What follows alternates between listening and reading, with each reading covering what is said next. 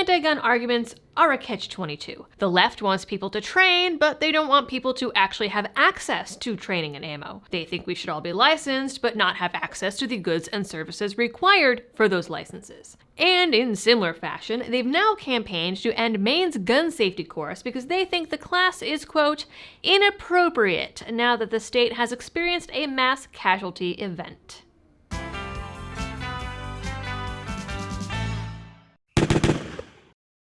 Hello everyone, and welcome back to the channel. This video is brought to you today with the help of Blackout Coffee and their Valentine's Day sale. Code BLACKOUTLOVE will get you 20% off your order of coffee, tea, and hot chocolate from a company that supports this channel, your rights, veterans, and will never tell you your love of firearms is inappropriate. To check out their amazing selection and even donate to some of your favorite gun rights groups, go to blackoutcoffee.com/libertydoll.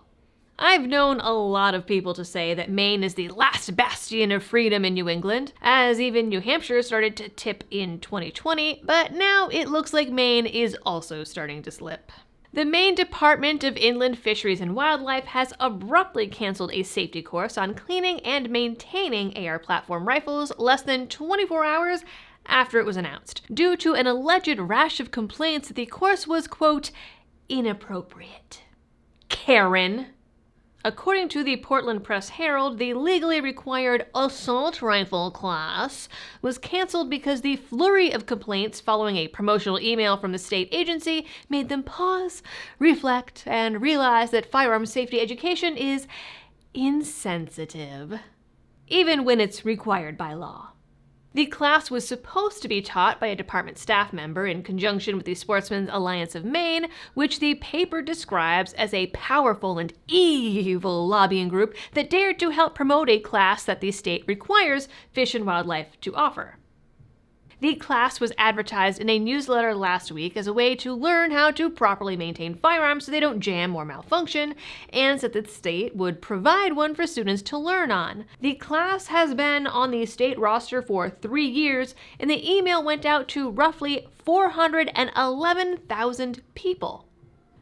But this flurry of complaints, according to the paper, was a dozen people out of close to 500,000.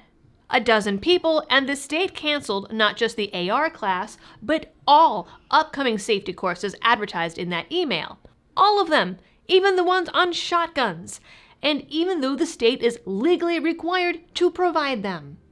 Now, I don't math, but that percentage seems exceptionally small.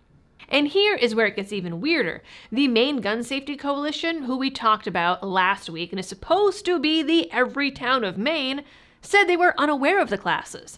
They said that they don't think people should have access to guns, but should have access to training so long as those guns remain legal. I don't know how much I believe them, but we'll give them the benefit of the doubt on this one. Lewiston's own Democrat Senator, Peggy Rotundo, said no one had contacted her with any concerns about the classes. Some people have come forward and said the classes should be canceled because they could promote mass casualty events, though people intent on committing such violence are likely not going to go to a class like this, and if they did, they'd probably raise some suspicions just on the base of being literally insane. Needless to say, the circumstances of closing this class are looking a little bit strange. According to the Bangor Daily News, the department received more complaints about the classes being canceled than they did about the actual classes. So now there's speculation of the order actually coming from higher level pressure, and the department is refusing to comment. Which usually means only one thing. State law requires the department to create and maintain a roster of gun safety and education classes. Canceling the entire month of classes over 12 complaints is not maintaining that roster. AMOLAND has sent in a Freedom of Information request to get the real scoop on why the classes were canceled and asking the state to provide legal proof that canceling the classes doesn't violate state law. It'll be interesting to see if the state complies or just ignores it. My bet is on the latter. Well, add Maine to the list of states to which I say good luck. That is it for this video, guys. I have a very angry toddler downstairs who does not like this story and does not like that I'm having to tell you about that story. So I'm going to make this outro quick. You guys know the drill for all of the algorithm things. And as always, thanks for tuning in and happy shooting. Unless you're planning to do that shooting at a class in Maine.